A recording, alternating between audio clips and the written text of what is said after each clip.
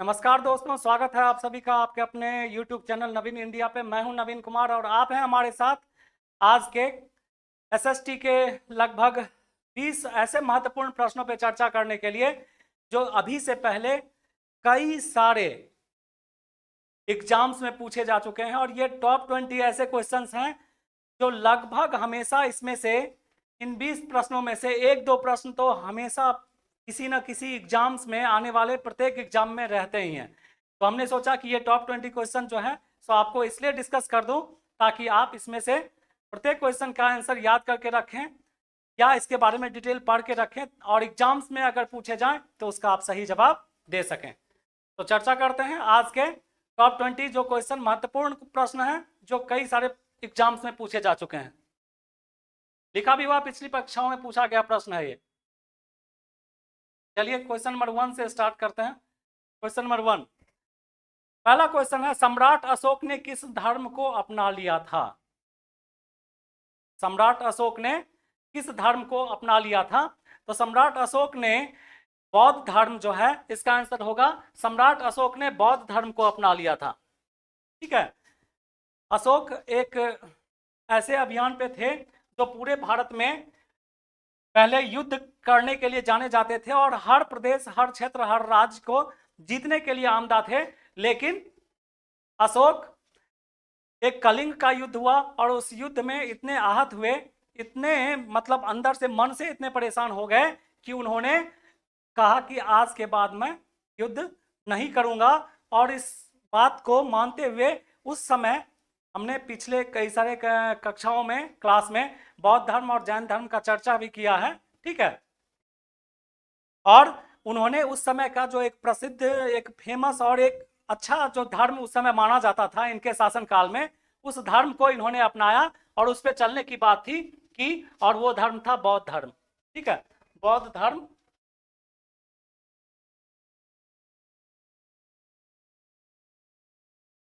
तो ठीक है, इसका आंसर होगा,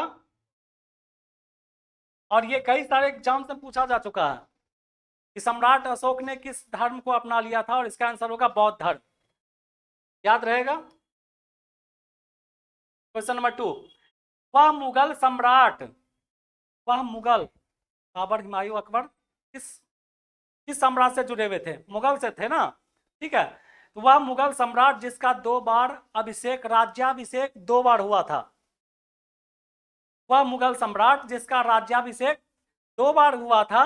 2 बार होगा क्या? इसने अपना राज्याभिषेक 2 बार करवाया। अरे कोई राजा बनेगा तो एक बार ही ना राज्याभिषेक करवाएगा, एक बार ही ना करवाएगा। ये थोड़ा सा पागल शासक था। मुगल सम्राट में, मुगल साम्राज्य में इसे थोड़ा सा पागल शासक भी बोला जाता है, जिसने अपना 2 बार राज्याभिषेक करवाया और उसका नाम था औरंगजेब। क्या नाम था?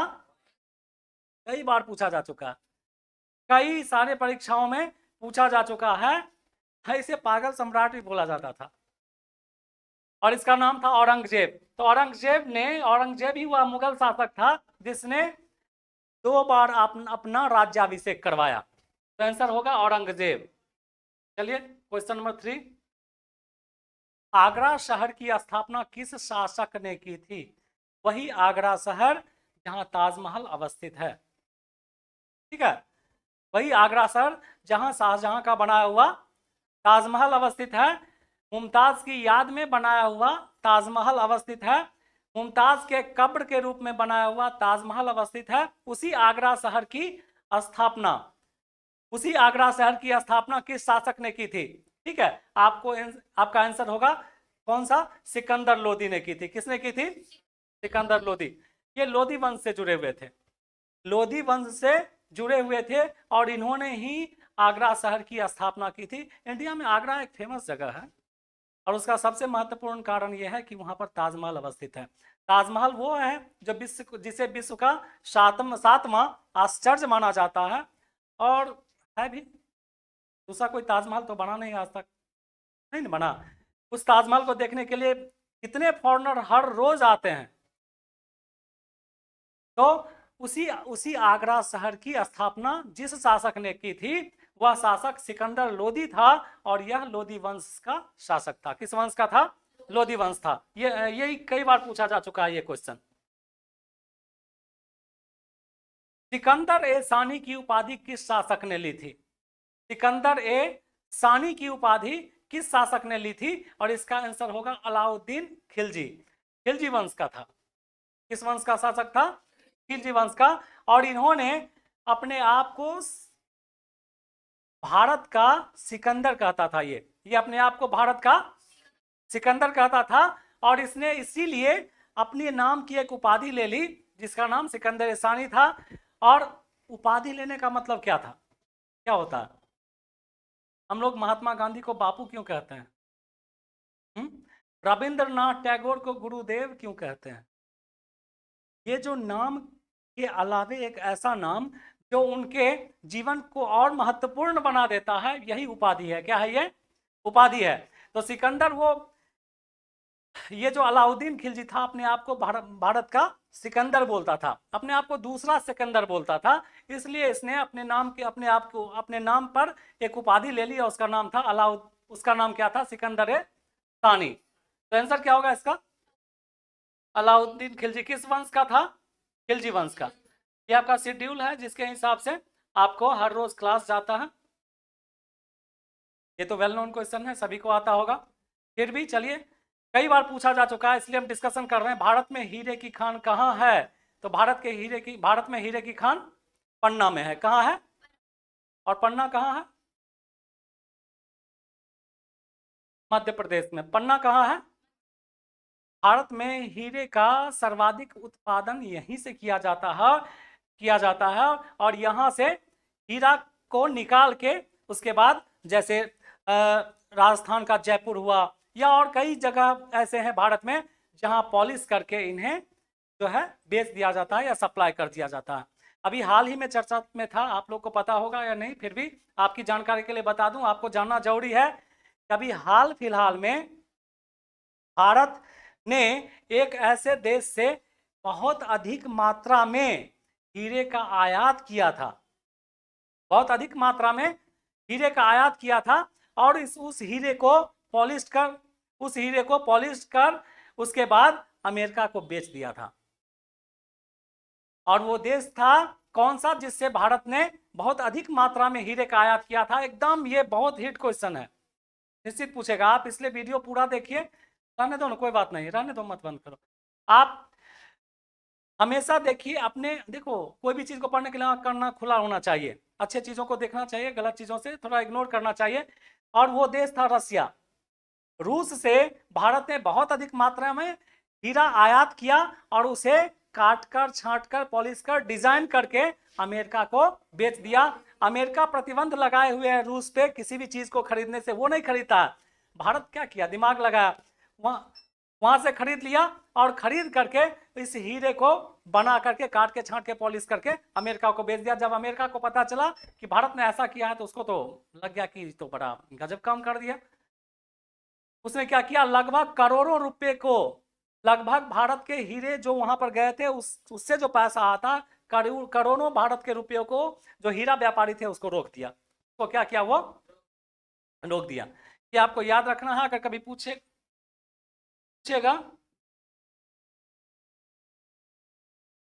रुकते हैं क्या?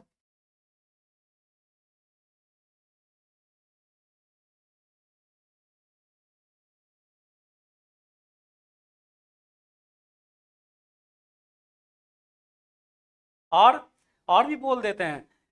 भारत रसिया से भारत रूस से सर्वाधिक पेट्रोलियम का आयात करने वाला भी देश बन गया है।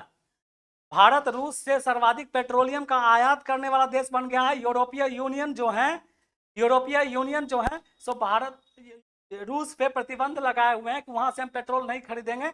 और भारत जो है वहां से पेट्रोलियम आयात करके उसको फिर रिफाइन करके प्यूरिफाई करके और यूरोपीय यूनियन को बेच देता है।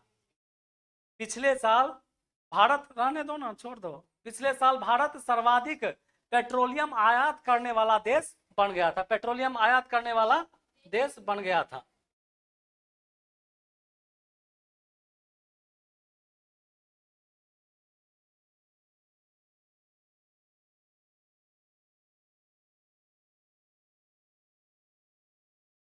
ठीक है, तो हम लोग जिस क्वेश्चन पे थे वो बाद में भारत में हीरे हीरे का खान कहाँ पे है ना? गाना सुना है ना कि पन्ना की तमन्ना है कि हीरा मुझे मिल जाए।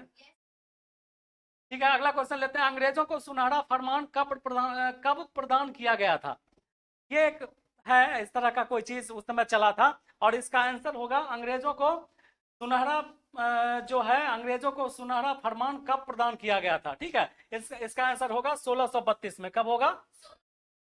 1632 में।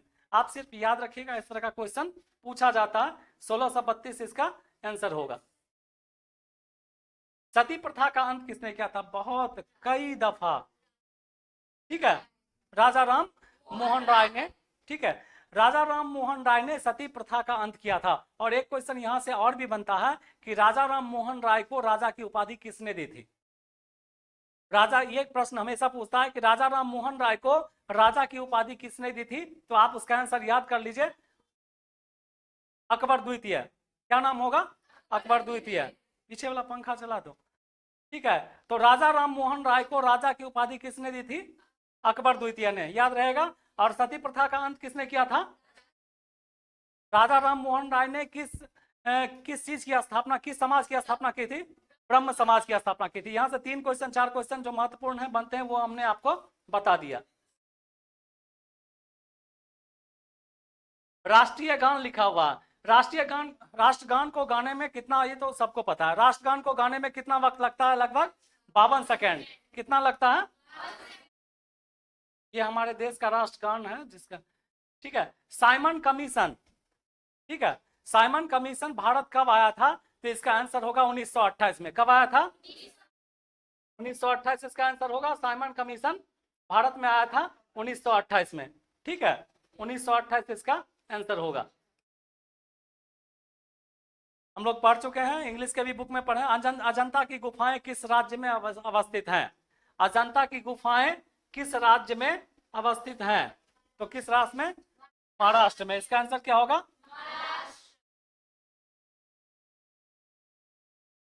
तो अजंता की गुफाएं जो हैं किस राज्य में अवस्थित है?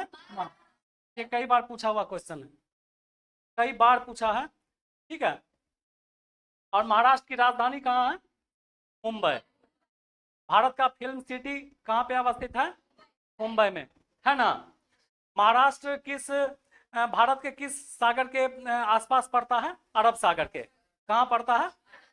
ठीक है, और एक क्वेश्चन पूछ लेते हैं। भारत का वित्तीय राजधानी किसे बोला जाता है? महाराष्ट्र को, मुंबई को भारत का वित्तीय राजधानी किसे बोला जाता है? और भारत का जो ओरिजिनल राजधानी है वो किसे बोला जाता है? न्यू दिल्ली को। किसे बोला जाता है? चलिए अगला क्वेश्चन लेते हैं। अकबर ने गुजरात विजय के उपरांत, अकबर ने गुजरात विजय के उपलक्ष्य में किसका निर्माण करवाया था? तो जब अकबर गुजरात का युद्ध जीता था तो उन्होंने उन्होंने बुलंद दरवाजा का निर्माण करवाया था। किसका निर्माण कराया था? बुलंद। आंसर क्या हो जाएगा? बुलंद दरवाजा। तो अकबर ने गुजरात विजय के उपरांत बुलंद दरवाजा का निर्माण करा। पुर्तगालियों ने गोवा पर अधिकार कब किया? पुर्तगाली पुर्तगाली वो थे जो अंग्रेज के पहले ही भारत में आ गए थे। अंग्रेज के पहले ही भारत में आ गए थे, आए थे ना? वास्को डिगामा वगैरह आया था ना? ठीक है, तो बाहर लिखा हुआ है पुर्तगालियों ने गोवा पर अधिकार कब किया था? आंसर होगा इसका 1510 ईस्वी में। कब किया था? 1510। तो आप याद रखिएगा, पुर्तगालियों ने गोवा पर अधिकार किया था 1500। अगला क्वेश्चन है 13वां क्वेश्चन। ये सारे प्रश्न किसी ना किसी एग्जाम में पूछे हुए हैं और आने वाले एग्जाम्स में अति महत्वपूर्ण है। ये तो बहुत आसान क्वेश्चन है। पृथ्वी का एकमात्र प्राकृतिक नेचुरल सैटेलाइट जो है वो आपका मून होगा। क्या होगा इसका? मून होगा। ठीक है, अभी मून चर्चा में था ना।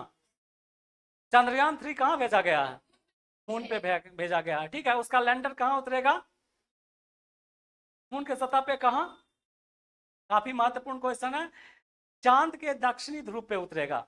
चांद के उतरेगा। और आज तक क्या विश्व में कोई ऐसा देश है जो चांद के दक्षिणी ध्रुव पे उतरा है जिसका लैंडर नहीं उतरा है? तो चंद्रयान 3 भारत का पहला ऐसा लैंडर होगा, ऐसा मून सैटेलाइट होगा जो चंद्रमा के दक्षिणी ध्रुव पे उतरेगा। लेकिन अभी 11 तारीख को, 11 अगस्त को रूस भी अपना मून सैटेलाइट भेज रहा है और उसका ये कहना है कि चंद्रयान 3 से पहले ही मेरा जो मून सैटेलाइट है, रोवर जो है, सो चंद्रमा के दक्षिणी ध्रुव पे उतरेगा।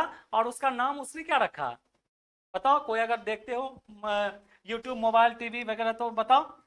जो रूस अपना मून सैटेलाइट भेजने वाला है उसका नाम उसने क्या रखा है? और उसका कहना है कि चंद्रयान 3 से पहले ही मैं उतार दूंगा, 5 दिन में, महज 5 दिन में मैं इसे चंद्रमा के दक्षिणी ध्रुव पे उतार दूंगा। यानी कि चंद्रयान 3 से पहले उतार के मैं विश्व रिकॉर्ड बनाऊंगा कि मैंने सबसे पहले उतारा। और उसका नाम उसने रखा है लूना 25। लूना काफी महत्वपूर्ण है, लूना 25। ठीक है, याद रहेगा। चलिए अगला क्वेश्चन लेते हैं। निम्नलिखित में से किसे लोकनायक, बहुत आसान क्वेश्चन है, निम्नलिखित में से किसे लोकनायक कहा जाता है? तो आंसर होगा जयप्रकाश नारायण। ठीक है। बापू किसे कहा जाता है? महात्मा गांधी को। तो आंसर क्या होगा? जयप्रकाश। चलिए, रविंद्रनाथ टैगोर को, यह क्वेश्चन बहुत महत्वपूर्ण है, कई बार पूछा जा चुका है। रविंद्रनाथ टैगोर को गुरुदेव की उपाधि किसने दी थी? तो रविंद्रनाथ टैगोर को गुरुदेव की उपाधि महात्मा किसने दी थी? हिटलर ने नहीं दी थी। सुभाष चंद्र बोस ने नहीं दी थी। डॉक्टर राजेंद्र प्रसाद जो भारत के प्रथम राष्ट्रपति थे उन्होंने नहीं दी थी। एडोल्फ हिटलर जो जर्मनी का चांसलर था, जिसने द्वितीय विश्व युद्ध करवाया था, ठीक है, उन्होंने भी नहीं दी थी। सुभाष चंद्र बोस जिसे भारत का महान स्वतंत्रता सेनानी कहा जाता है, उन्होंने भी नहीं दी थी। ठीक है, चलते हैं आगे। सुभाष चंद्र बोस को नेताजी की उपाधि किसने दी थी? सुभाष चंद्र बोस को नेताजी की उपाधि किसने दी थी? कई बार पूछा जा चुका है, याद रख लो एक बार में। सुभाष चंद्र बोस को नेताजी की उपाधि हिटलर ने दी थी। किसने दी थी? हिटलर ने दी थी। ठीक है, किसने दी थी? दीन इलाही धर्म को मानने वाला पहला और अंतिम व्यक्ति कौन था? ये बहुत बहुत बहुत अच्छा क्वेश्चन है, बहुत विधिया है। दीन इलाही धर्म को मानने वाला पहला और अंतिम व्यक्ति इसे नहीं कहना चाहिए, क्योंकि जब जब दीन इलाही अकबर ने दीन इलाही धर्म चलाया था तो उसे कई लोग उससे जुड़े थे, लेकिन बीरबल चूंकि उसके दरबार में था, वो सबसे ज्यादा उसे मानता था, इसलिए बीरबल का नाम आंसर में बीरबल माना जाएगा। बीरबल होगा इसका आंसर।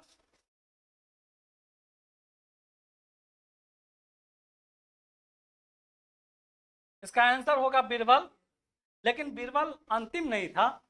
दीन इलाही धर्म जब अकबर ने चलाया था, तो अकबर ने इस धर्म को क्यों चलाया था, क्या थोड़ा सा समझ लेते हैं।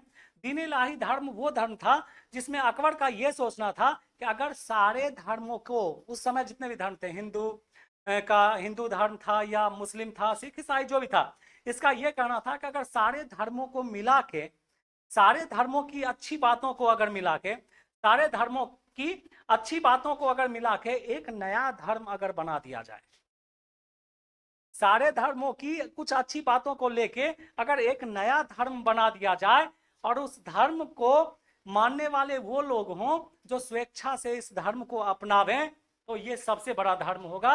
और इस धर्म का नाम उन्होंने क्या दिया? दीने।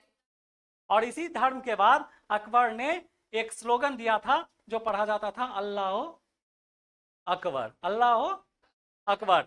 ठीक है, दीन इलाही धर्म एक ऐसा धर्म था जिसमें अकबर ने कई सारे धर्मों के अच्छी अच्छी बातों को लेके ये धर्म बनाया था। कई सारे लोग इसके मानने वाले भी मिल गए थे, लेकिन बहुत सारे ऐसे कारण थे जिसके कारण ये धर्म जो है नहीं चल सका। अकबर की मौत के बाद ये धर्म एकाएक खत्म होने लगा। और उसके बाद कई ऐसे कारण बने, जैसे मुस्लिमों में कई कट्टर मुस्लिम थे जो इस धर्म को नहीं मानते थे, ये सारे कारण थे। लेकिन ये अपने आप में एक अच्छा धर्म था और इसे इसीलिए दीन इलाही धर्म का नाम दिया गया। और बीरबल इसका मानने वालों में से सबसे ऊपर था। महात्मा गांधी ने कायदे आजम की उपाधि किसे दी थी? ये बहुत बार, कई बार, महात्मा गांधी ने कायदे आजम की उपाधि किसे दी थी? तो पाकिस्तान के पहले जो पहले प्रधानमंत्री मोहम्मद अली जिन्ना, ठीक है, मोहम्मद अली जिन्ना को महात्मा गांधी ने कायदे आजम की उपाधि दी थी। ठीक है, मोहम्मद अली जिन्ना को महात्मा गांधी ने कायदे आजम की उपाधि दी थी। 1947 में पाकिस्तान का बंटवारा के बाद मोहम्मद अली जिन्ना पाकिस्तान चले गए, लेकिन उससे पहले वो यहीं रहते थे। एक अच्छे स्वतंत्रता सेनानी कह सकते हो थे, लेकिन पाकिस्तान के प्रति झुकाव ज्यादा था और टू नेशंस फॉर्मूला पे वो चलते थे कि दो राष्ट्र होना चाहिए, मुस्लिमों के लिए अलग और हिंदुओं के लिए अलग। हिंदू के लिए हिंदुस्तान बना और मुस्लिमों के लिए पाकिस्तान बना। ठीक है, तो उन्हें कायदे आजम की उपाधि किसे दी थी उन्होंने? जातक पवित्र ग्रंथ किस ग्रंथ से संबंधित है? बौद्ध धर्म से। किस धर्म से संबंधित है? बौद्ध धर्म का जातक कथा जो है सो बौद्ध धर्म का एक महान पुस्तक है, इसीलिए जातक बौद्ध धर्म से संबंधित है जातक पवित्र ग्रंथ। शेरशाह सूरी का वित्त मंत्री कौन था जो बाद में अकबर का भी वित्त मंत्री बना? शेरशाह सूरी का वित्त मंत्री कौन था जो बाद में अकबर का भी वित्त मंत्री बना? और यह था राजा टोडरमल। क्या नाम था? जो बाद में अकबर का भी वित्त मंत्री बना। हमने आज जितने भी क्वेश्चन डिस्कशन किए हैं ये सारे प्रश्न पीछे कई सारे एग्जाम्स में पूछे जा चुके हैं, और आने वाले कॉम्पिटिटिव जितने भी एग्जाम्स हैं उसमें जरूर इसमें से दो से तीन प्रश्न पूछे जाएंगे, इसलिए आप इसे रिवीजन करके याद कर लीजिएगा। मिलते हैं एसएसटी के अगले क्लास में, तब तक के लिए थैंक यू।